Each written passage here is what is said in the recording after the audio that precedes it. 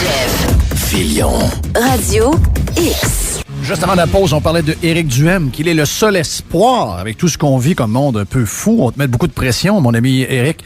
Bientôt couronné ou pas, mais il y a une fin. On a commencé une étape qui s'est terminée hier. Oui. Donc, le Parti conservateur du Québec, vous avez terminé de courtiser les nouveaux membres. Et bravo. J'ai fini de vendre mes bougies comme duchesse du carnaval.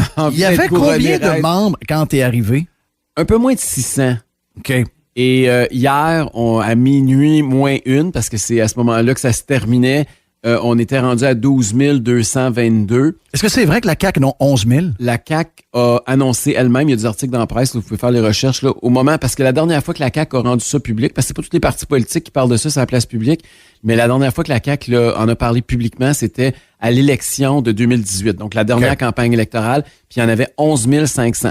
Mais j'ai une mauvaise nouvelle pour M. Legault, c'est que parmi les 12 222, il y en a une couple qui en ont déchiré une de la CAQ avant d'en prendre une du Parti conservateur. Mais tu sais, comme JC disait tantôt, le Parti québécois, même dans sa débâcle, avait toujours un gros nombre de membres. Oui. Est-ce que c'est encore un poids, les membres? Ben moi, je pense que c'est important. C'est le bolide que tu as pour faire une course. Je veux dire, ça veut pas dire que tu vas gagner la course, mais au moins, là, on a un bolide qui est à peu près comme les autres, qui est comparable. Oui. Les libéraux sont à peu près à 20 000, pour vous donner une idée. Hein? Les conservateurs fédéraux au Québec sont à 13 000, fait qu'on est à 800 votes. Puis eux autres, ils ont 12 députés, sont là depuis toujours. Là. Puis c'est tous des partis. Tu sais, nous autres, là, ce qui est dur, là, quand tu pars à zéro, ben pas à zéro, mais à 600, là, c'est que tu vas où là, pour ramasser des membres? Tandis que quand tu as une liste de du vieux monde qui sont à renouveler, c'est beaucoup plus facile de courtiser ton ancienne liste puis d'essayer de faire renouveler quelqu'un que de faire adhérer quelqu'un. Le défi est beaucoup plus grand de trouver, parce que tu sais, il y a combien? Il y a une personne sur je sais pas combien de centaines là, qui va être membre d'un parti politique. C'est pas tout le monde que ça les intéresse de sortir 15$ et de devenir membre. Là. Donc, c'est difficile. Il faut que tu identifies d'abord qui est conservateur. Puis on n'a pas d'historique. Fait que tu peux pas dire ceux qui ont voté la dernière fois, ils n'avaient quasiment pas. C'était 1%. Fait que faut que tu cherches beaucoup avant de trouver ton membre. C'est ça qui est dur. Fait que je pense que l'étape la plus difficile est faite.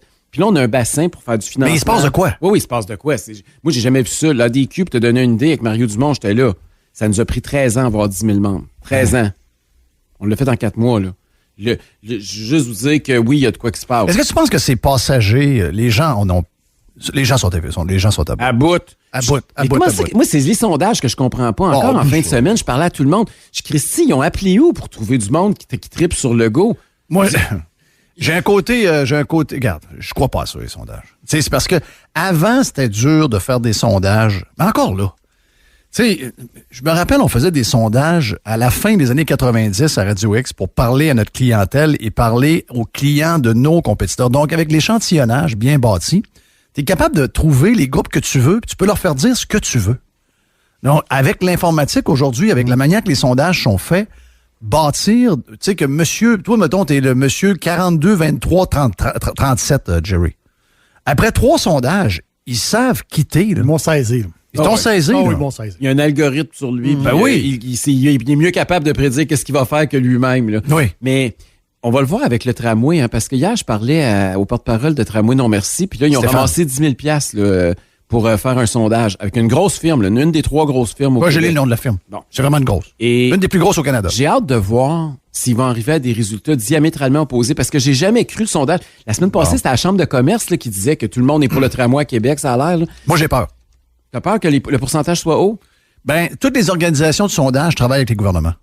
Vraiment, c'est leur plus gros client. Tu sais, moi, j'ai vu des sondages. Le sondage que lui paye 11 000, quand le gouvernement leur demande ces sondages-là, moi, j'ai vu des contrats donnés à Léger Marketing, 2 sondages, 260 000.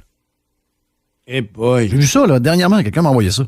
Donc, c'est la vache à lait de ces grosses organisations-là qui ont besoin de cash pour vivre, on comprend. Là. Ça prend du monde. Là. Je comprends qu'aujourd'hui, tu as moins besoin de téléphonistes qu'avant, mais tu as quand même une grosse organisation. Donc, ça coûte cher. Ça, je comprends ça. Mais je sais pas, j'ai peur. Moi, je suis un chat échaudé. En tout cas, on va le voir avec ça, voir si les chiffres vont être bons. Mais toujours est-il, pour revenir au parti, là, au moins, on a un véhicule. Là, c'est à nous autres maintenant de faire nos preuves. Puis on a parlé aux gens qui, spontanément, s'identifient comme conservateurs. Puis le noyau le plus dur, là, il va falloir élargir après ça. Ça va être le défi. Ça va être de s'assurer que ceux et celles qui suivent ça moyen ou qui étaient favorables à Legault au départ puis qui commencent de plus en plus à se poser des questions parce qu'il y en a un maudit paquet, là. Oui, mais il était favorable. D'après moi, c'était fragile même, là. Non, mais il se disait, Parce tu que sais, les il y a deux une autres- pandémie mondiale, faut faire quelque chose. Legault, c'est pas un Non, mais mauvais je arbre, parle il de fait quand son ils ont voté. possible. Quand ils ont voté, je pense que au début. c'était beaucoup basé sur l'écœurite du PQ et du PLQ. Ouais, on voulait changer. Mais il n'y a personne qui pouvait garantir que Legault et sa gang étaient si différents que ça. Je suis pas sûr que ça a passé tant que ça.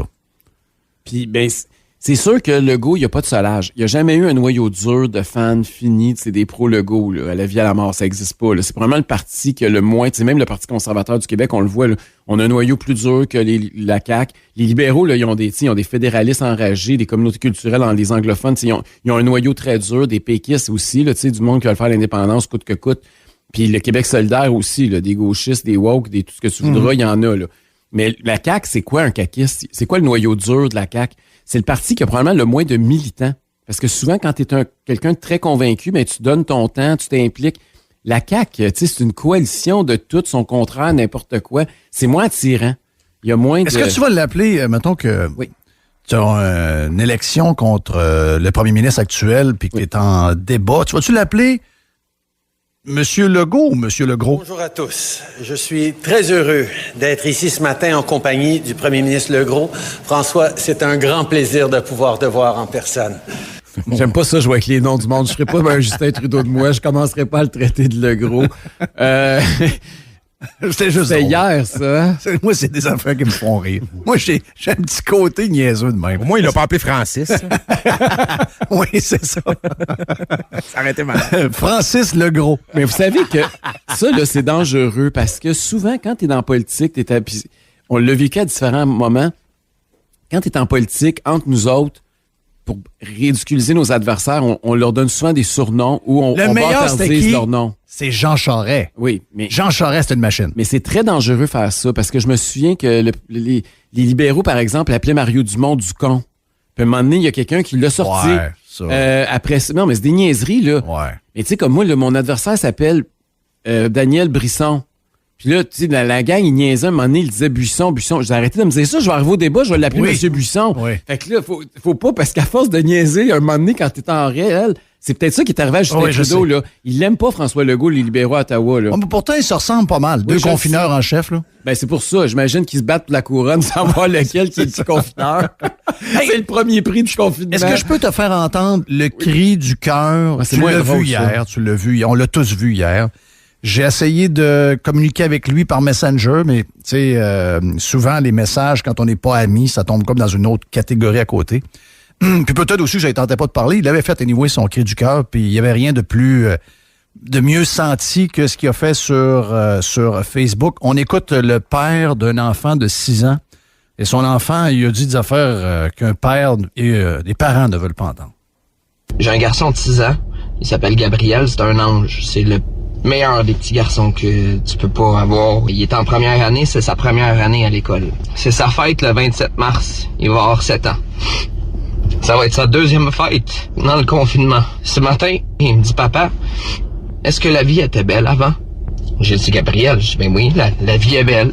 C'est sûr que depuis 1 an, la vie est beaucoup moins belle à cause du coronavirus, mais on fait ce qu'on peut. Il m'a dit, parce que moi, j'aime pas ça.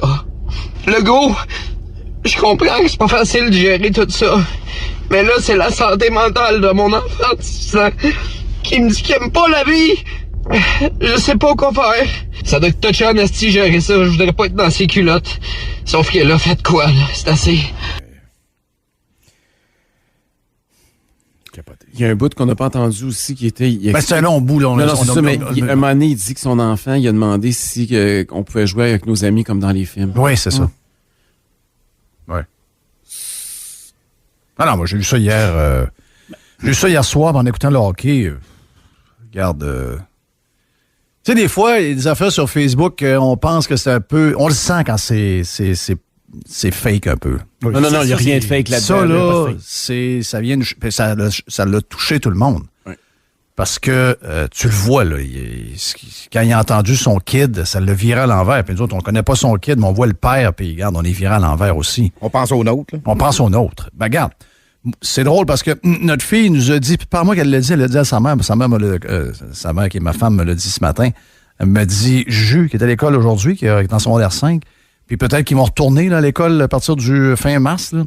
Mais oui, eux autres, l'école, une journée sur 2, c'est pas pire. Mais là, ils ont... Tu sais, elle, dans sa classe, elle n'est pas avec ses amis. Ses amis sont dans plein d'autres classes. Puis sont dans des bulles. Puis c'est les bulles qui sont plus capables. Oui, le présentiel, c'est quelque chose, mais les bulles, ils sont plus capables. Ils aimeraient ça, avoir un peu de vie sociale avec leurs amis à l'école. Tu sais, je veux dire, s'ils prennent l'autobus ensemble, ils sont corrects. Si, tu sais, à un moment donné, je pense qu'ils sont rendus allés. Ils sont allés trop loin, Eric. Là, ça faut que ça finisse. Moi, j'ai plus d'énergie, j'ai plus rien. Mais c'est parce qu'on comprend rien. Là, tantôt, on va encore avoir une conférence de presse. Il a fait à 5 heures pour avoir de la visibilité parce qu'il va annoncer que Montréal va être déconfiné de 8 heures le soir à 9h30. Ça a l'air que les changements d'heure, là, ça a déstabilisé le coronavirus. Le virus est viré. Bon. Oui, c'est dur à suivre. Hein. C'est dur à suivre. Il change pas de couleur, mais il change les règles. Fait que là, tu te dis, OK, mais pourquoi? Puis c'est quoi l'étude qui dit que là... Puis c'est pourquoi qu'on change les règles à l'intérieur d'un code de couleur, mais on change pas dans la région de couleur? Oui. On comprend rien. Mettez jaune les régions en orange, puis mettez Montréal en orange si vous voulez le mettre en orange. C'est ça, oui. Mais au moins, arrêtez de tripoter. Ils ont tout le temps les 2 doigts dedans.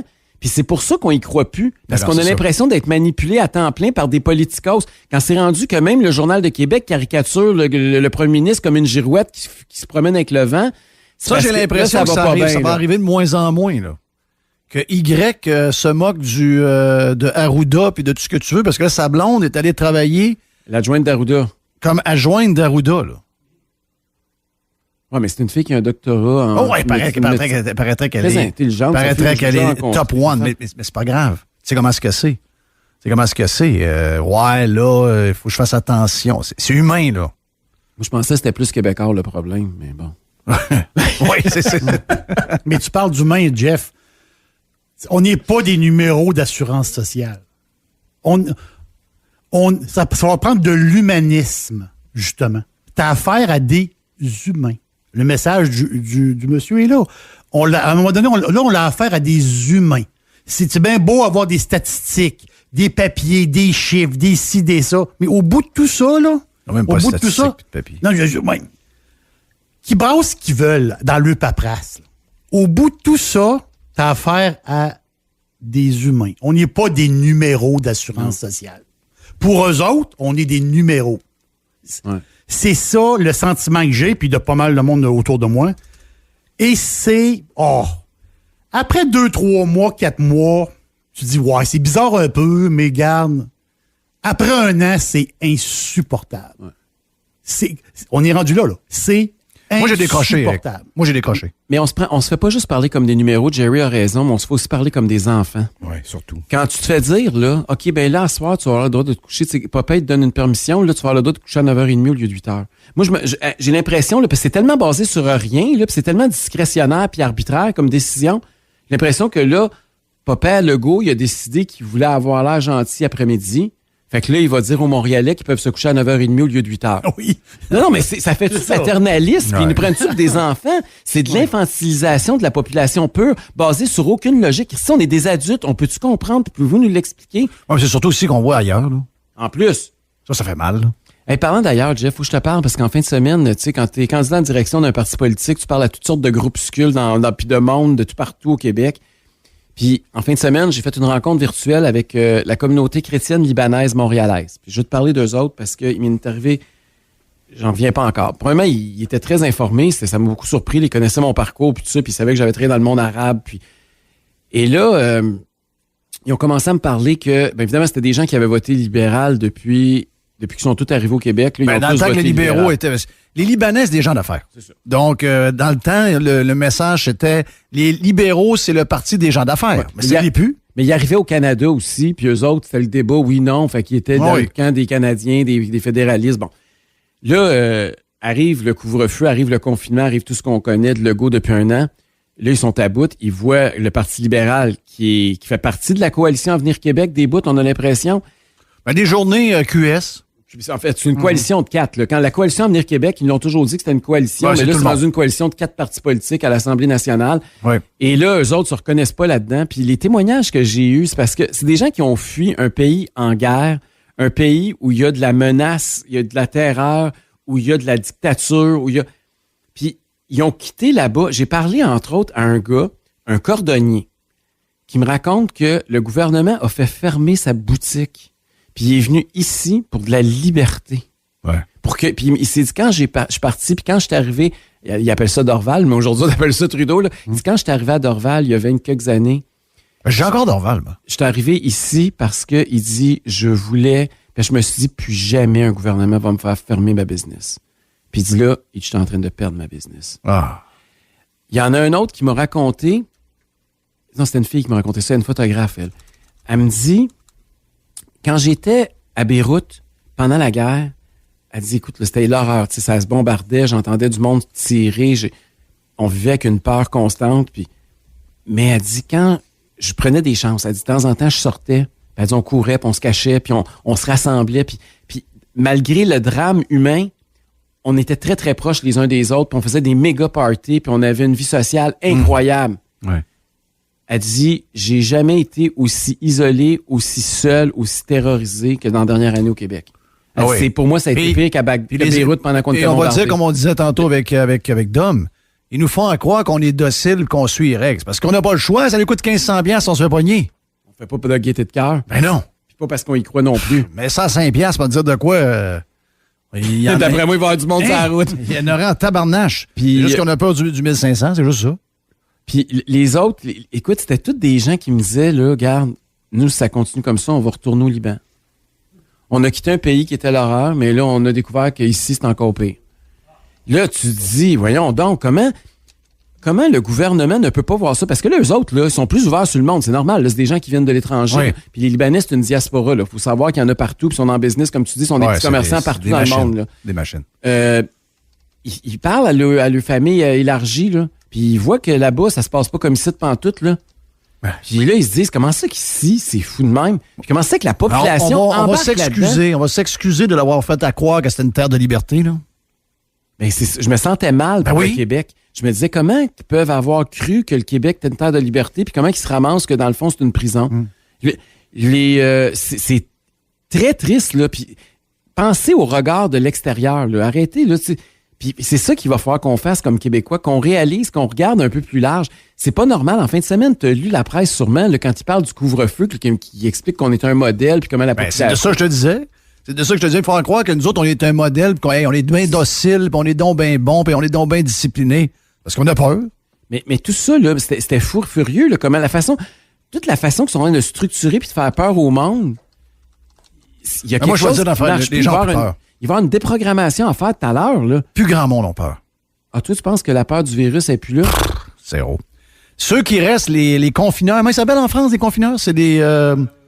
Oui, il y a Il y a un autre nom, là. Les confineurs, c'est pas ça, pas tout. Les confineurs, c'est juste parce qu'ils sont bien de même. Ça n'a rien à voir avec la peur. Ils font semblant qu'ils ont peur.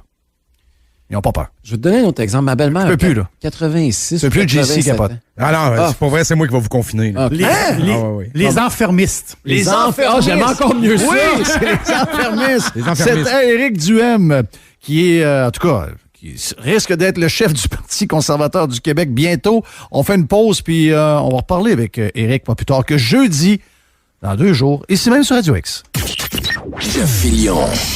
Radio X.